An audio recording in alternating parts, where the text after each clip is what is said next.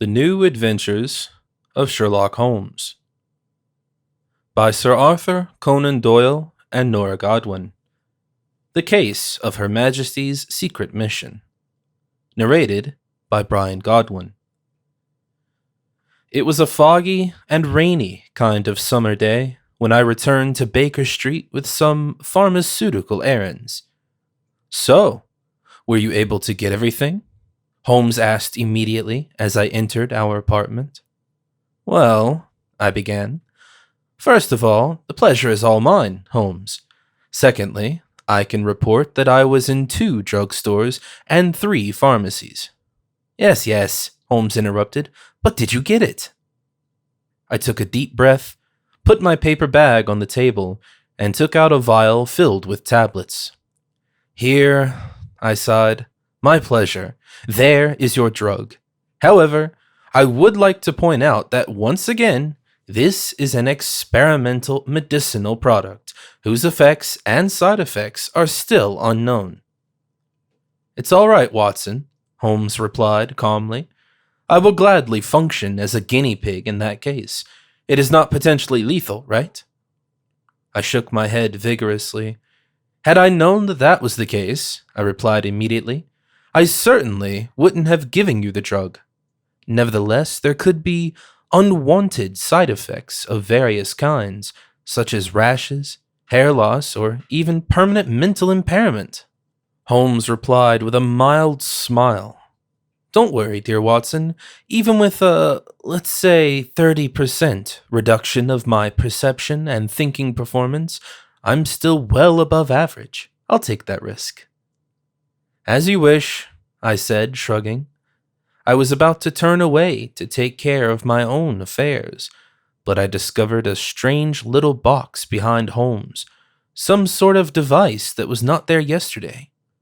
It was placed on the lab table and about the size of a typewriter, and connected to an electrical energy source, probably a battery, by wires. 2 short cables led to handles wrapped in a wire coil. "What is that? What are you doing?" I asked. "Oh," Holmes replied, "that's just a small experimental arrangement that I scrambled up this morning." "A little experimental arrangement?" I repeated. "It seems to me that you invented some sort of a machine. What does it do?" "You really want to know?" asked Holmes. "Of course," I confirmed without hesitation. Yes, I guess you could actually help me," Holmes said.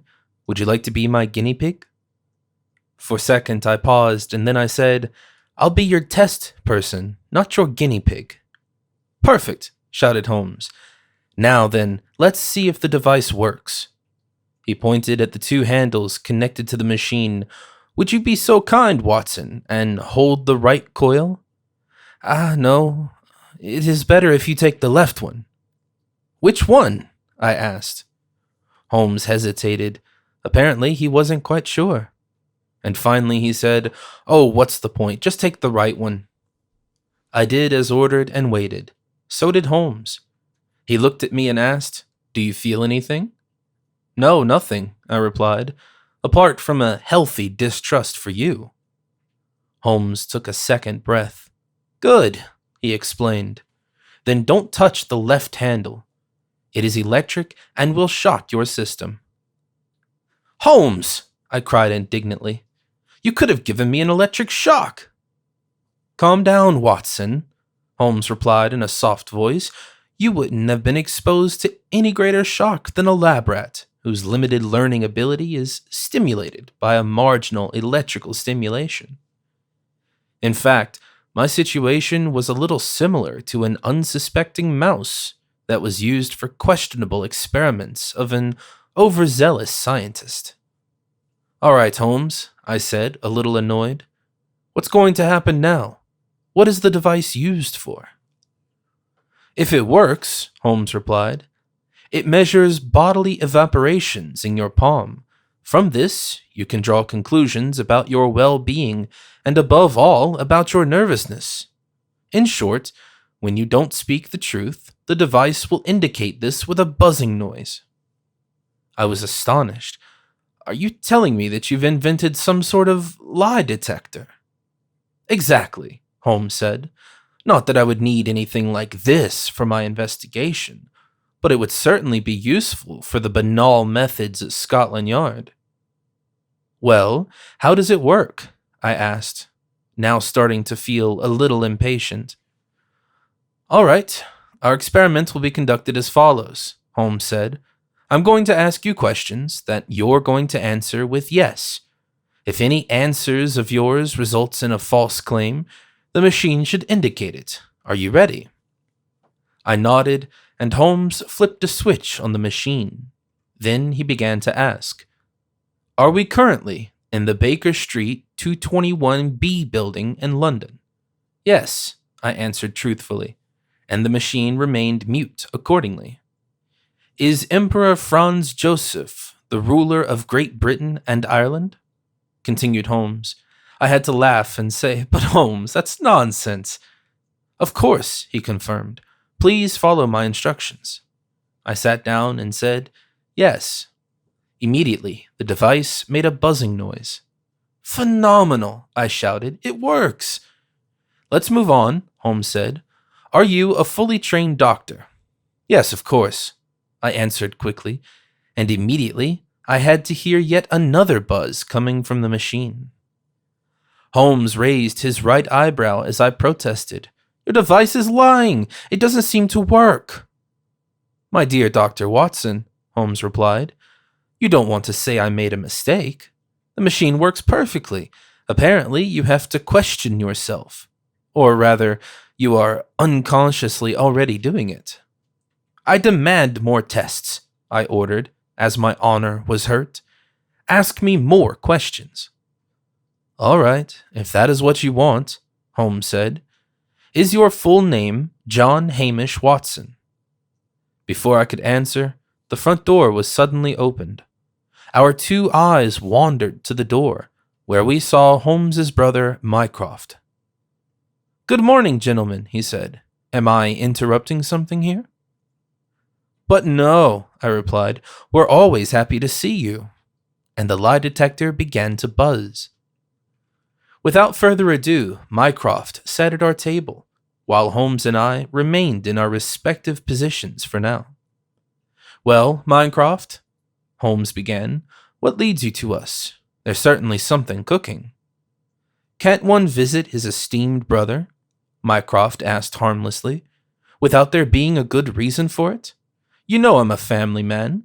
Dr. Watson is also a very much appreciated conversational partner. The pleasure is all mine, I interjected to preserve the etiquette, but once again the machine, whose handle I still held in my hand, was buzzing. Dr. Watson, Mycroft said calmly, put aside the handle of that lie detector and take a seat. I think it will be a less secretive conversation.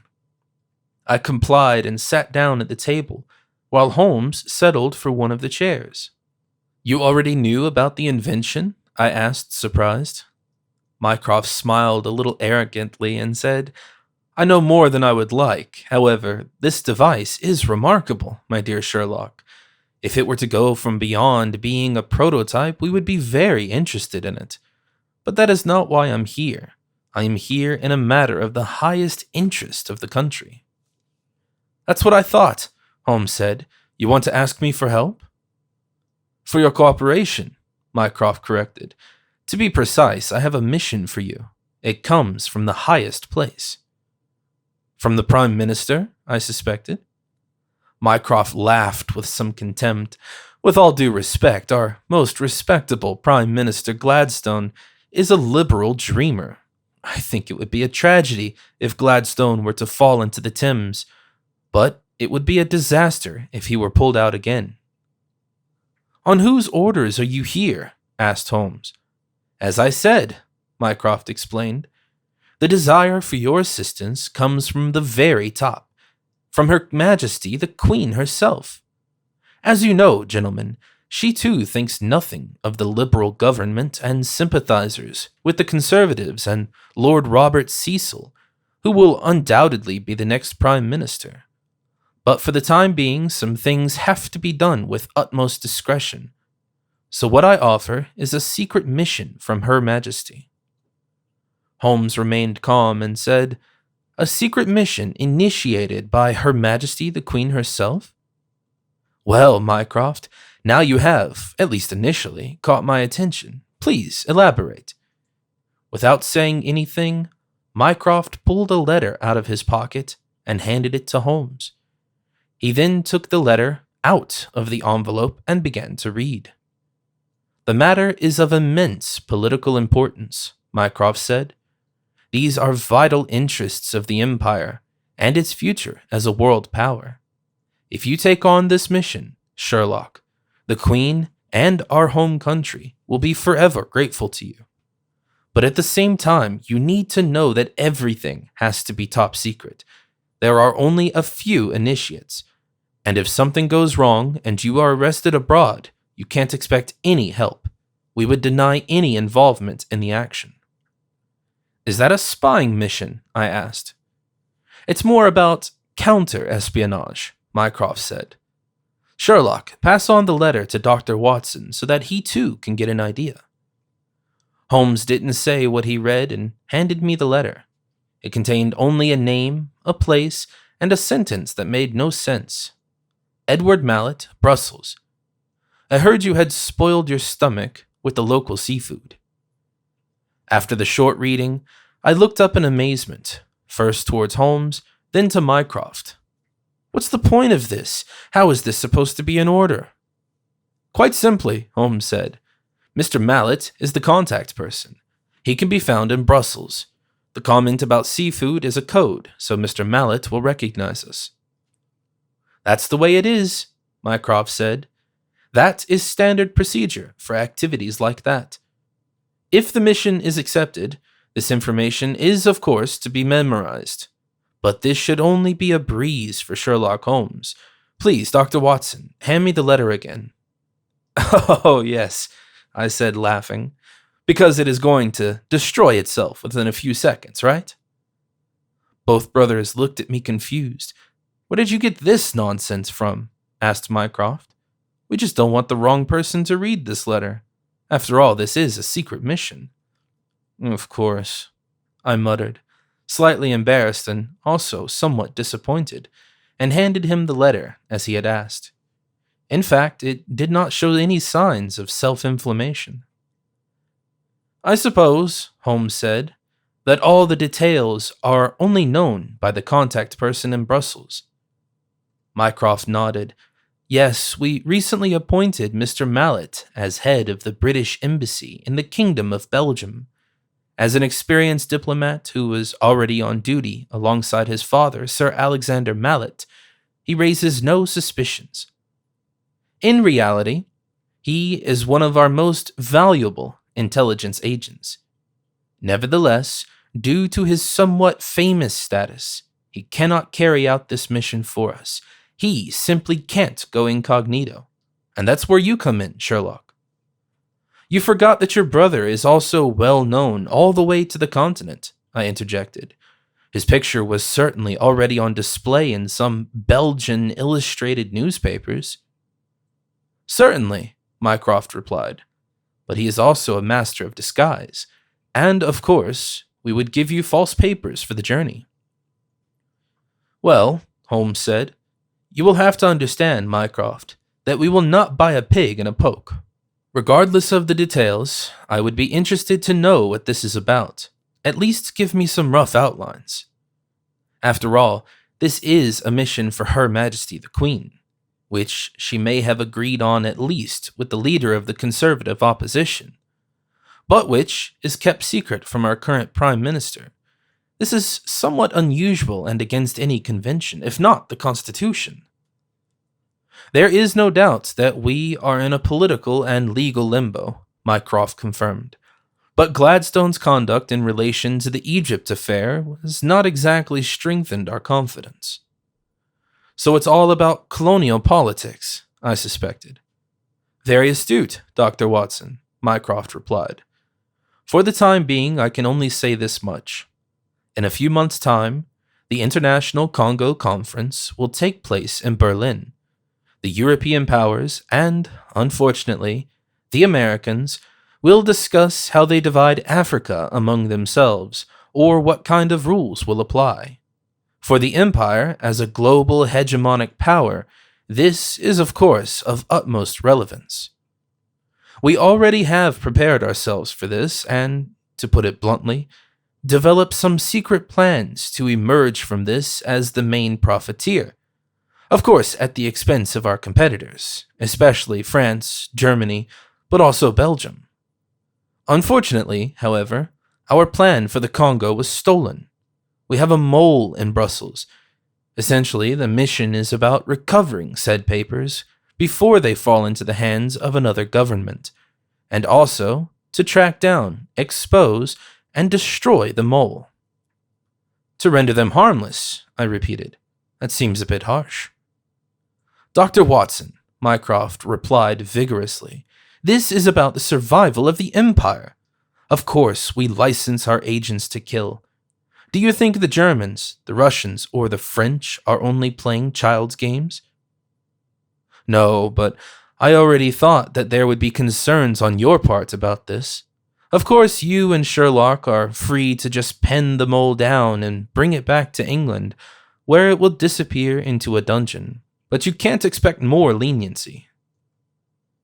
After this declaration, no word was spoken. Holmes rose from his chair and walked around the room. It was obvious that he did carefully think about everything. However, it only took a minute for him to return to the table and say, "All right, Mycroft, we'll take over the mission." "That's what I thought," Mycroft said, pulling an envelope out of his pocket. "I already took the liberty to have false passports made. They are here in the envelope, in addition to a considerable sum in Belgian currency, as well as the tickets for the ship to Ostend." "The ship?" I asked. "Of course," Mycroft replied. "Or would you have preferred to cross the English Channel floating? From Dover, take the train to Ostend, then take the train via Bruges to Brussels. There you will contact Mr. Mallet, who will take care of everything else. I can't and won't say more." After Mycroft had left, we immediately started packing, because our ship was about to leave the same day. But then I paused and stood in front of Holmes. "How did you know?" I asked directly. "Pardon?" said Holmes, who clearly knew what I was aiming at. "How did you know?" I repeated. "This morning you sent me to get an experimental remedy for seasickness. This inevitability leads me to suspect that you already knew that we were going on a boat trip." "Of course," Holmes said without flinching. "Aha!" I cried. "And why?" Holmes continued to play innocent. "As my brother said, we are unlikely to swim through the English Channel, and to my knowledge there is no bridge or tunnel." "A tunnel?" I repeated amusedly. "Very funny, Holmes. Such nonsense can only be read in a novel by Jules Verne." Holmes shook his head. "If this were an adventure novel by Monsieur Verne, we probably would have a submarine at our disposal. However, it will only be a matter of time before science will develop ways to build bridges or tunnels for such long distances. Maybe not tomorrow and not the day after tomorrow, but the days of Britain as an island are undoubtedly numbered." "Whatever you say," I replied, since I only shared Holmes's optimism about research and technology to a limited extent. "However, you did not answer my question. How did you know that we were going to travel across the sea?" Holmes smiled privately, saying, "My dear Mycroft thinks he knows everything. But the truth is that I am always one step ahead of him. Guess who planted the idea of entrusting this mission to us in the first place?" I hesitated and then muttered, "Well, the Queen is probably—" "The Queen doesn't tend to interfere in concrete politics," Holmes interrupted me. "You remember Lord Randolph, whose missing son Winnie I tracked down? He probably thought he owed me a favor, and so I was able to convince him to suggest to Her Majesty that we—" "For heaven's sakes, Holmes," I cried, "you manipulated Lord Randolph Churchill Spencer, the Queen, and your own brother to take us on a dangerous and secret foreign mission? Is nothing sacred to you? And when did you even plan on telling me that? I was going to tell you right at this moment, Holmes replied calmly.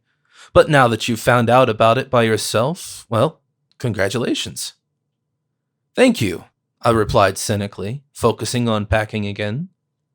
And by the way, Watson, Holmes added, don't forget to take all the firearms we have. Only 1 hour later, we boarded the train at London Bridge, which took us to Dover Town via the southeastern main line. From there, we only had to walk a short distance with the help of 2 carriers we hired. We reached the harbor only 30 minutes before the departure of the ship to the continent. Holmes, who was very stressed because of that, almost boarded the wrong ferry, which would have taken us not to Ostend, Belgium, but to Calais, France. In the last second, I was able to get him on the right ferry. We got on board the Waterloo in time, and we were positive that a ship carrying that name would by no means sail to France. We quickly stored our luggage under deck. Then we stood again at the railing and looked out to the sea in the direction of our course. Holmes took his medicine against seasickness. He also offered me a tablet, but I refused. Are you sure, Watson? Asked Holmes. The English Channel has quite rough waters at times, more than one would think. After all, the glorious Spanish Armada once perished here during a storm. Maybe, I replied, but we are neither facing rough weather, nor are we an Iberian galleon overloaded with cannons and armored knights. And in the event of such a shipwreck, your questionable drug will not be of any use to you. I accept the risk of a mild nausea. As you wish, Holmes said, swallowing a second tablet to make sure. I led the conversation to our mission. Since you seem to know about the contents, Holmes, I also think you can tell me what kind of secret paper we are supposed to retrieve. Certainly, Holmes said. Due to thorough investigations of our intelligence, the British Secret Service is aware that King Leopold of Belgium is buying up vast areas of land in the Central African interior, along the Congo River, through a trading company. Buy up? I was somewhat skeptical. More like middlemen let African chiefs sign contracts without realizing that they overwrite their tribal areas to Belgian society. This is fraud. Well, this procedure is legal in European jurisdiction, Holmes remarked. We're not responsible for judging this morally. And the fact is that the British Crown has already begun a counter-campaign and does the same in order to preempt the Belgians. However, the purchase documents, purchased and planned to purchase, have been stolen from the Brussels office of our embassy. Do you see how explosive this matter is? Of course, I confirmed. Apart from the embarrassment, this carries immense political explosiveness. Who is in charge of the counter-campaign? A proven expert on the Congo Basin, Holmes said, Henry Morgan Stanley. I was amazed. The famous African explorer and adventurer? Stanley had gained worldwide fame with his expeditions to the interior of the African continent. He had not only explored the course of the Nile to Lake Victoria, but also, at least according to his own statement, found the missing Scottish missionary David Livingstone. His reputation, however, was considered dubious. Do you know the man? Asked Holmes. Not personally, I replied, but I have read some of his reports. Some don't seem to be authentic. Holmes shrugged indifferently. Be that as it may, you will have the opportunity in Brussels to personally confront Mr. Stanley with your accusations. Stanley is also in Brussels? I asked. So we will meet him? Of course, Holmes said. It will be up to Mr. Mallet to make contact, because Mr. Stanley works as a double agent for Britain and Belgium. Talking about agent activities, we must prepare our new identities as well.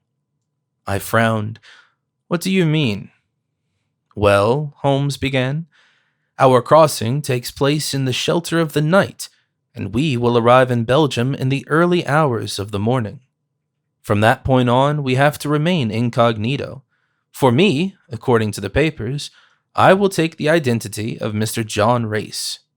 This means that I will also leave the ship with a beard and glasses.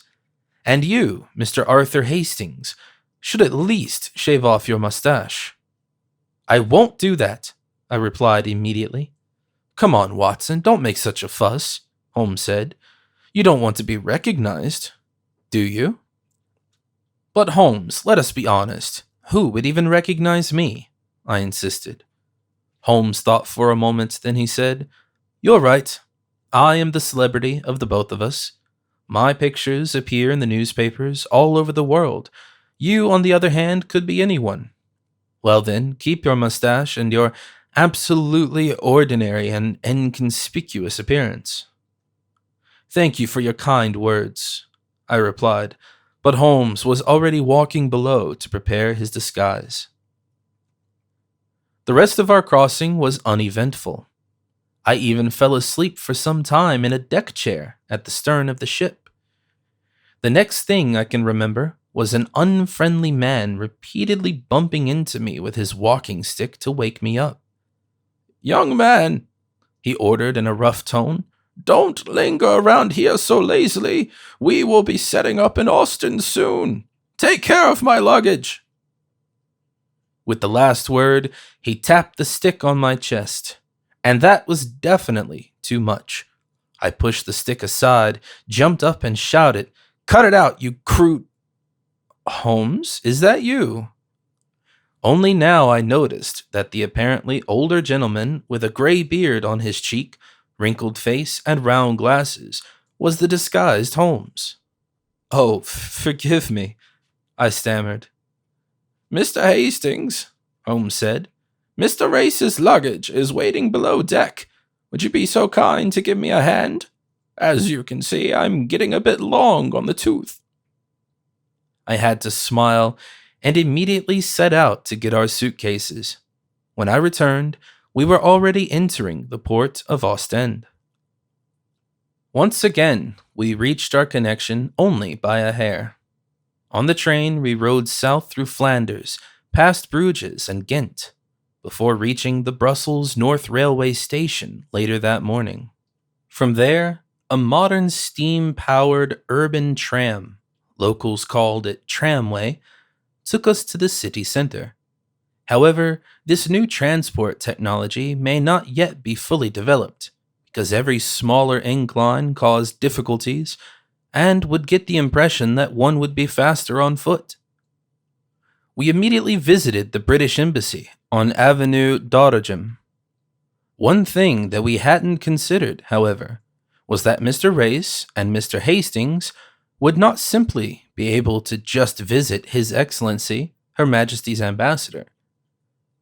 So we had to ask the secretary to let Mr. Mallet know that we were here regarding his upset stomach because of the seafood.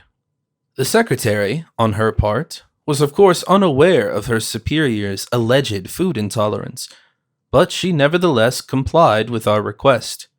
And so we ended up in the office of the British ambassador around noon.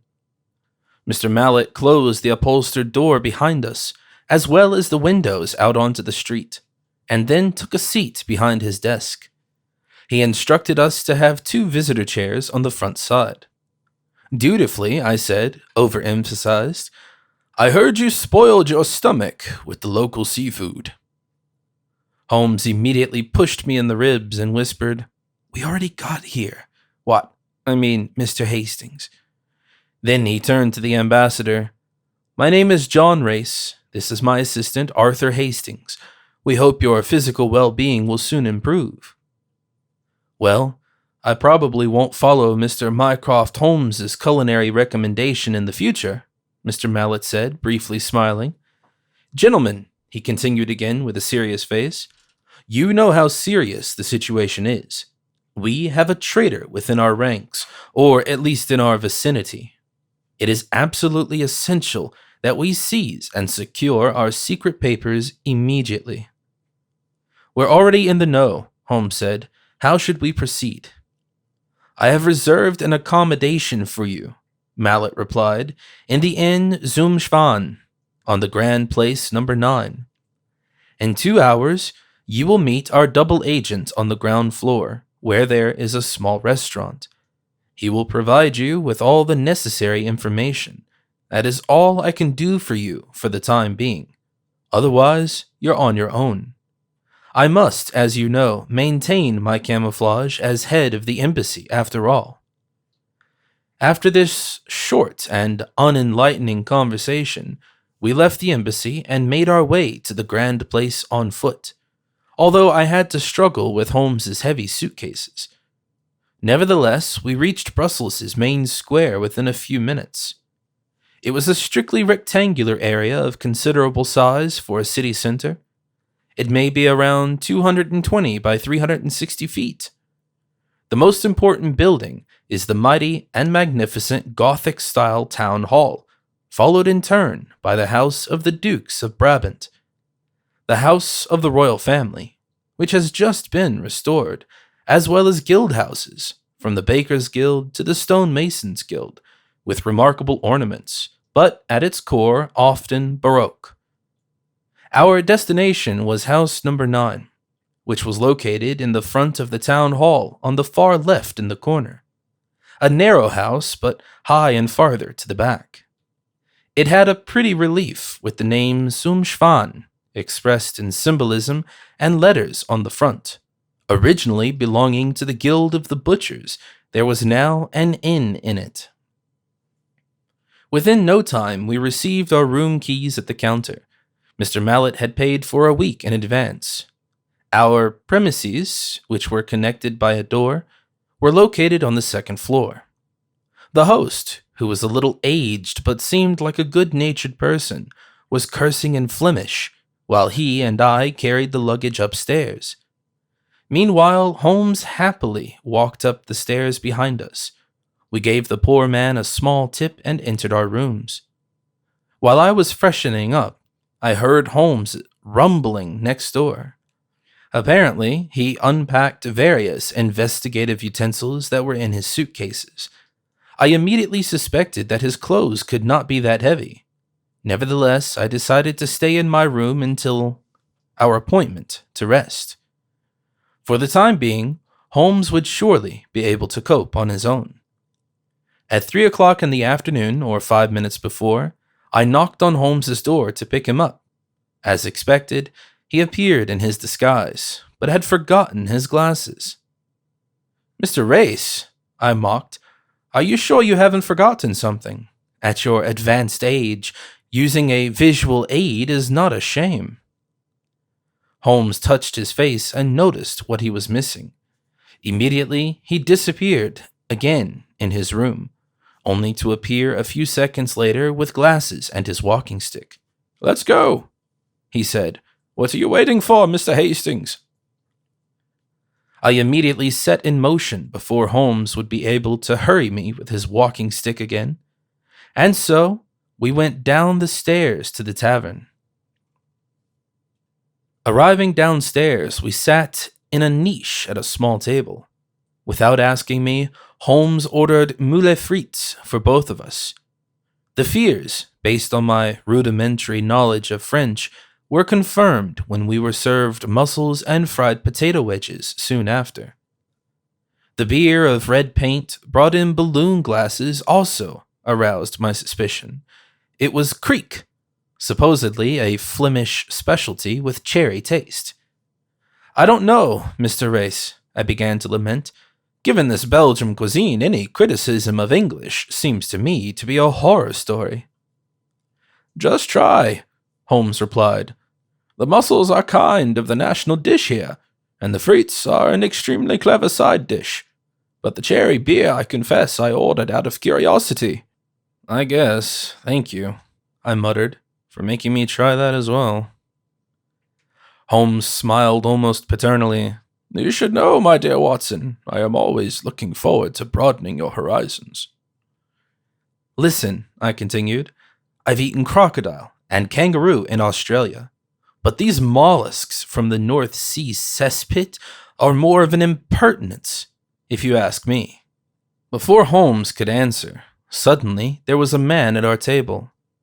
"I heard that you had spoiled your stomach with the local seafood," he said, sitting on a chair unasked. Immediately, I recognized the Africa explorer Henry Stanley, a small man with narrow, penetrating eyes and a downward mustache. His hair was a little unkempt. Instead of a suit, he wore an olive green uniform, classification unknown. "Mr. Stanley, I suppose?" Holmes said. "Right," he replied. "And you are?" "John Race," Holmes claimed. "And this is my assistant, Mr. Hastings. We are on our way on behalf of Her Majesty."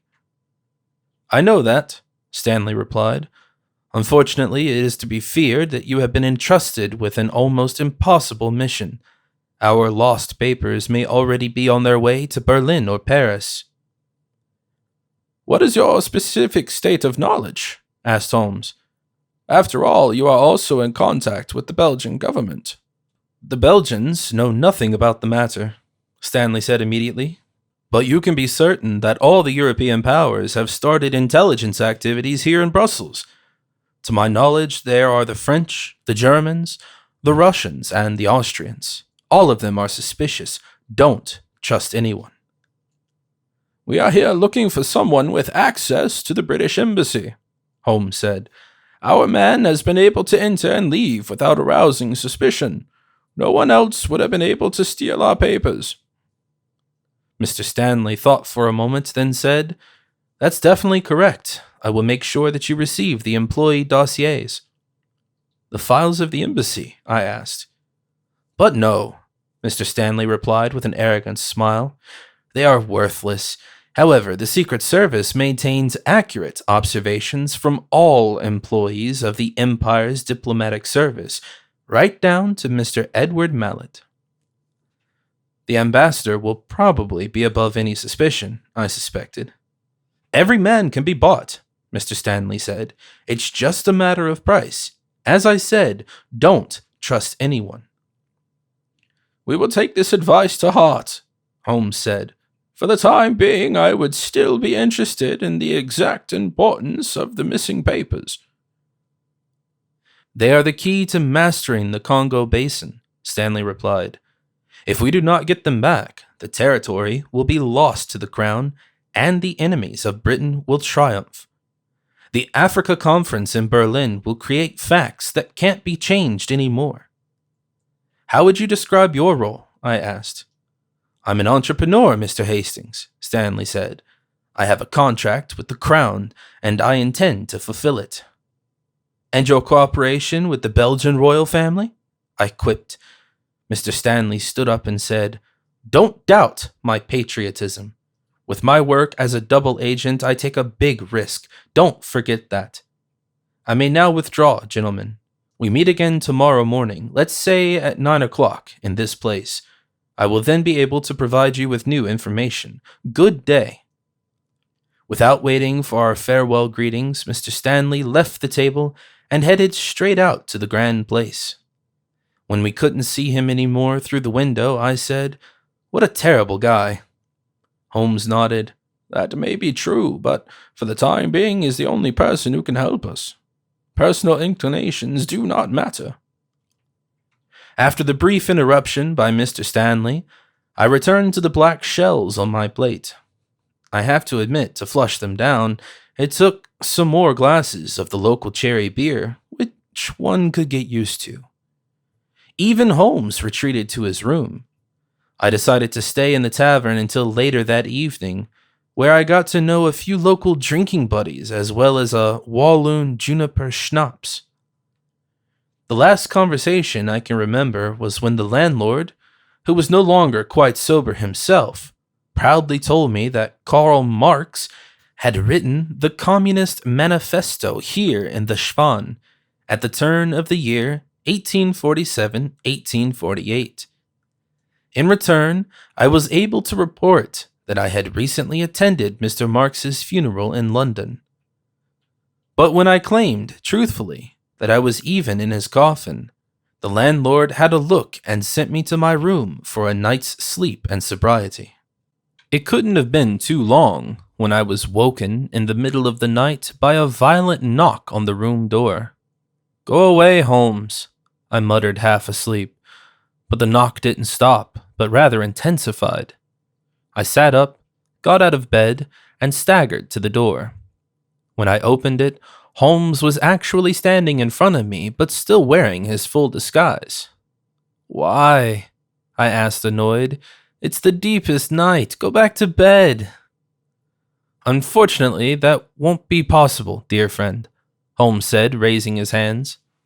It was only now that I saw that he had been handcuffed, and in the next moment, I noticed 2 uniformed Belgian policemen to the left and right of Holmes.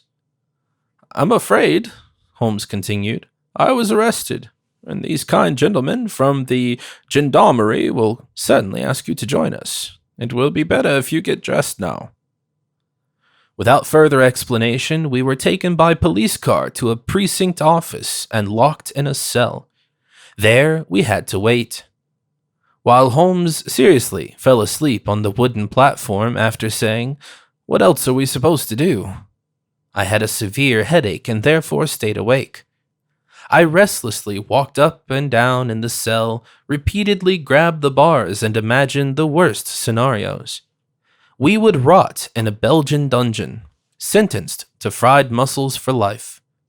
After all, as Mycroft had warned, the British government could not stand up for us, or they would sentence us to forced labor in some sort of mine, perhaps, ironically, to Congo. After what felt like 6 hours, but was probably only 2, a gendarme finally came to get us. I woke Holmes up, and we were taken to a small room with a table and 4 chairs, presumably an interrogation room. "Wait here," was the absurd demand of the security guard, who of course locked the door from the outside as he left the room. Holmes and I stayed alone for a few minutes. I looked at Holmes reproachfully. "Looks like we pretty much are in a pickle," I said. "We are done for." "Just stay calm, my dear Watson," said Holmes, who showed no nervousness or stress. "I'm sure everything will be fine." "Everything is going to be fine?" I repeated, irritated. "I'm not a little kid who has a nightmare. This is very real, and it's your fault. After all, you really wanted to go on this mission." "And you willingly accompanied me," Holmes said soberly. "Of course," I shouted angrily. "Should I allow you to be in a highly dangerous situation on your own? Without me, you will surely end up in the gallows." "How very caring of you," Holmes remarked, taking a seat on one of the chairs. The next moment, we heard that the lock was unlocked, and a man in civilian clothes, a little overweight, with white hair and a mustache swung upwards, stepped in. "Bonjour, good morning, gentlemen," he said, sitting across from Holmes. "Are you our lawyer, a mandatory defender?" I asked insecurely. The man laughed out loud and then said, "Do you think you need a lawyer? No, gentlemen, I am an investigator of the Federal Royal State Police, and I'm here to question you both." I sat down and said, "Why question us? What are we accused of?" "The full extent of the matter will only become apparent," the investigator said. "First of all, it is clear that you are accused of forgery of documents and of entering the country under a false identity.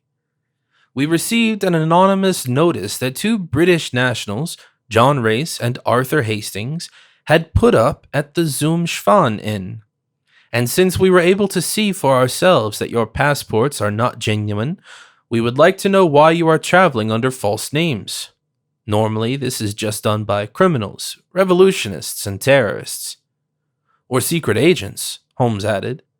Once again, the police officer had to laugh. Yes, you're probably right.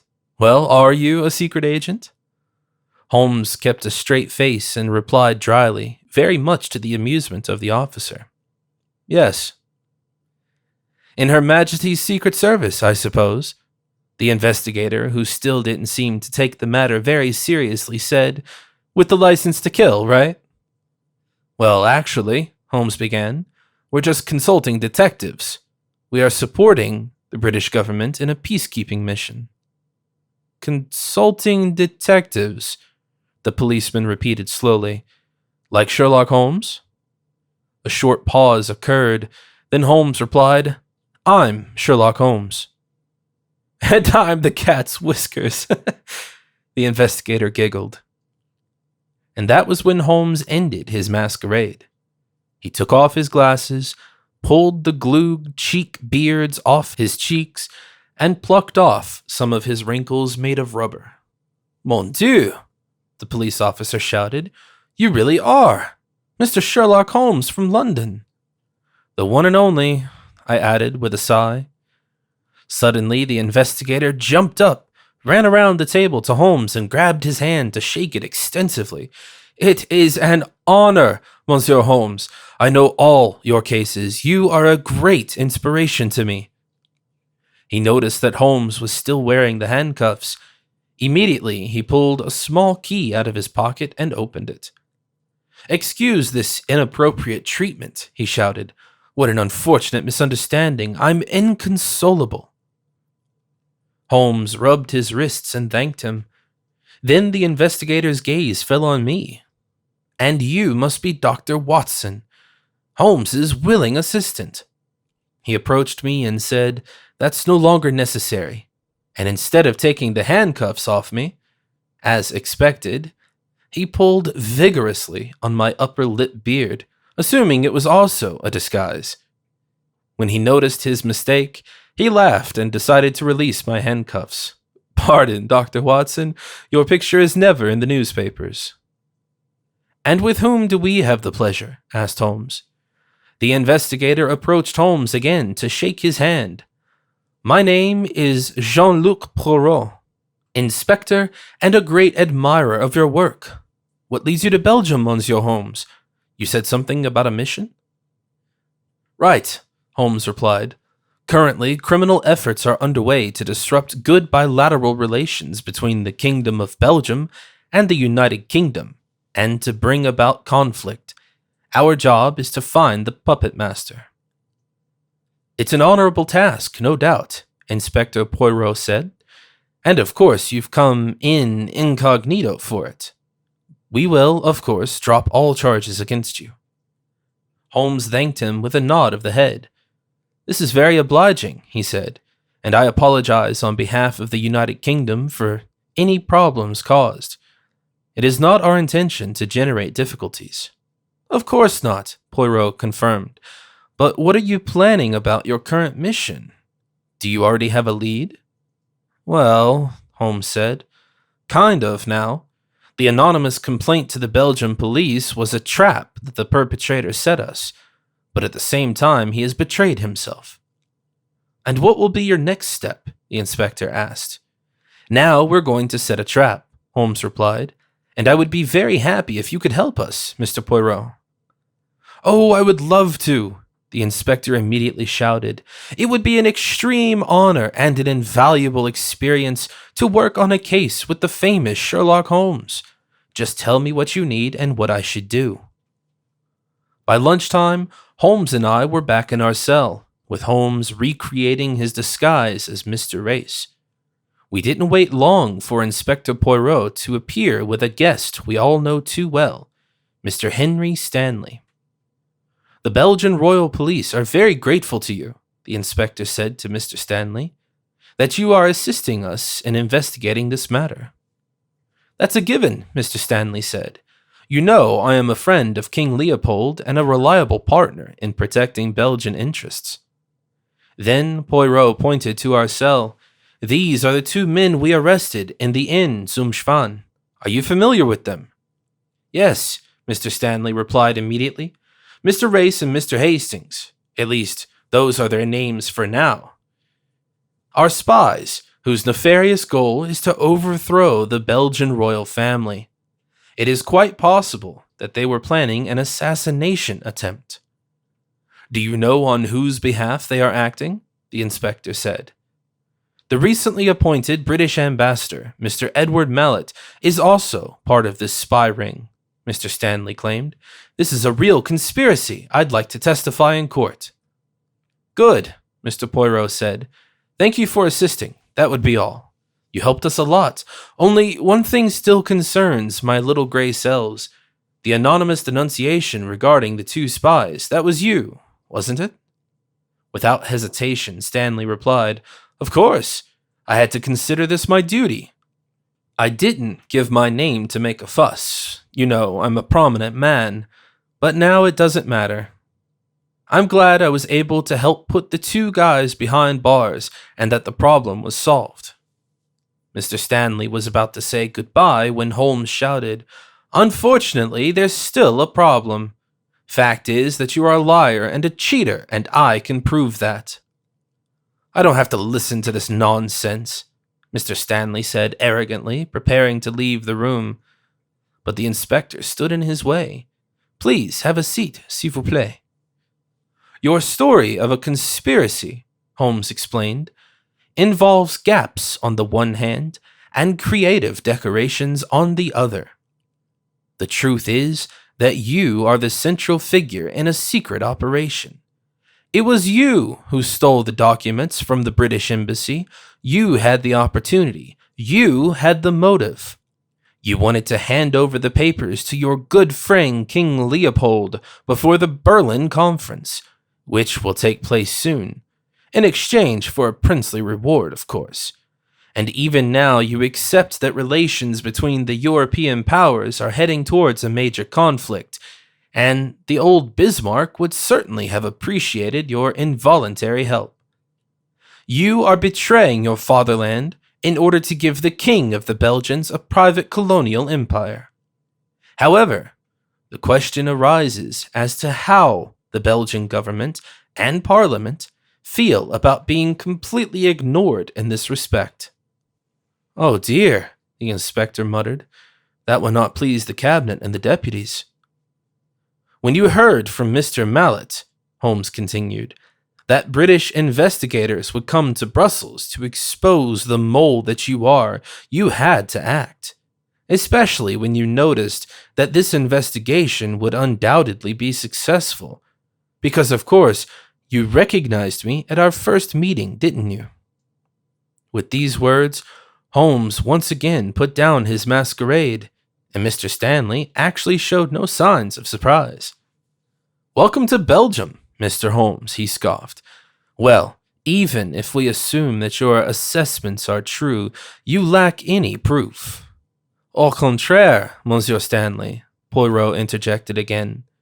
He placed a file folder on the table and explained, This is the result of a house search in your apartment on Rue de l'Etuve, which was carried out during your absence.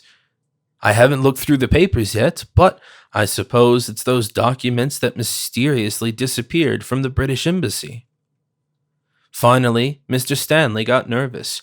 You are framing me, he shouted. That's a typical trick by Holmes. I'm afraid, the inspector replied. Monsieur Holmes has a flawless alibi that even you have given him. He's been in here, in the cell, since that night.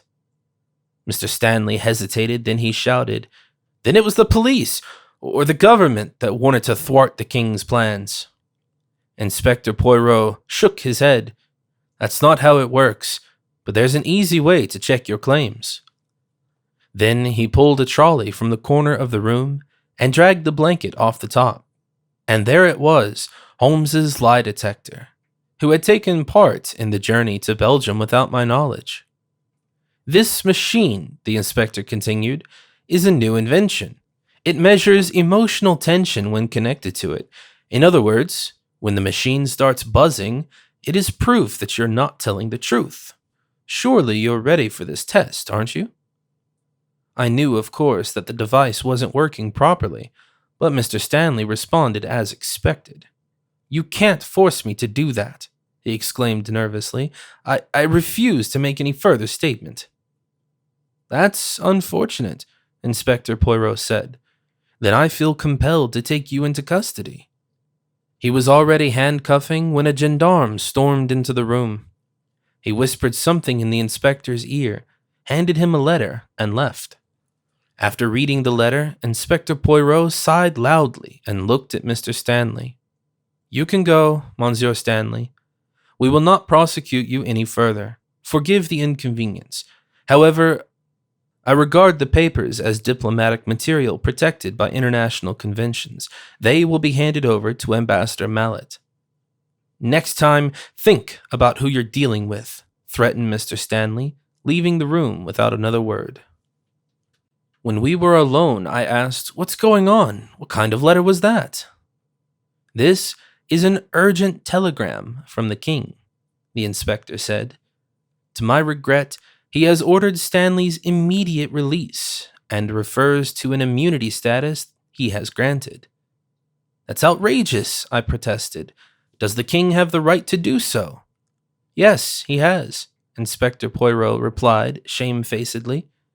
"And unfortunately, that's not all. There is more in this telegram." "I suppose," Holmes said, "the second part deals with the fate of Dr. Watson and me." "Right," said the inspector with a sorrowful face. "The king demands that the spies, Holmes and Watson, be brought to St. Gilles immediately. This is a fortress in the south of Brussels where political prisoners are being held. Sorry, gentlemen." A few minutes later, we were in a Belgian police car. "Wonderful. Absolutely wonderful," I said. "That went fantastic. The mole gets away, and we end up in the royal dungeon." "However, you have to admit," Holmes argued, "that our mission was by no means a complete failure. After all, the secret documents are returned to the British Embassy. That was the most important thing." "The most important thing?" I shouted indignantly. "What about us? Do you have any idea what awaits us? A high treason trial?" "Probably hardly," Holmes replied. "We're not Belgian citizens after all." "Then just an espionage trial, following some exaggerated anti-terrorism law," I insisted. "As a result, we will be condemned to imprisonment, slave labor, maybe even death. Forgive me for the lack of patriotism if I believe that British colonial politics are not above our own physical integrity." "Everything will be fine," Holmes said calmly. I looked at Holmes with a gloomy look. "Oh yeah? How do you know?" "My dear Watson," Holmes explained, "if you were less inclined to get excited and to intake your surroundings more closely, you would have noticed the following. Although the prison of St. Gilles is located in the south of Brussels, our carriage is constantly heading north. We will not be taken to the prison." I was confused. "Where then?" I asked. Holmes pulled a piece of paper from his coat and said, "Inspector Poirot gave me this letter before we got into the car. It reads, 'Dear Monsieur Holmes, I deeply regret that our plan has only partially worked. Of course, I will not allow the world's greatest detective to end up in a Belgian dungeon. I instructed the coachman not to go to St. Gilles, but to go north to help you escape. However, an exit via Ostend is not possible. They will firstly look for you there. The carriage will therefore take you to Antwerp, where you will surely find a British ship going to London. I will never forget how well we worked together, even if only for a short time, and can't wait to tell my son Hector and his cousin about my encounter with Sherlock Holmes. I wish you bon voyage. Drawn, your friend, Jean-Luc Poirot." In fact, in the evening we found a Welsh captain of a merchant ship who, according to our open declaration, was willing, without hesitation, to hide us in between his cargo and smuggle us back to London. Therefore, we spent the journey out of the river delta of the Scheldt across the North Sea towards the Thames below deck. Although we had to leave our luggage in Brussels, Holmes at least had his medicine against seasickness with him.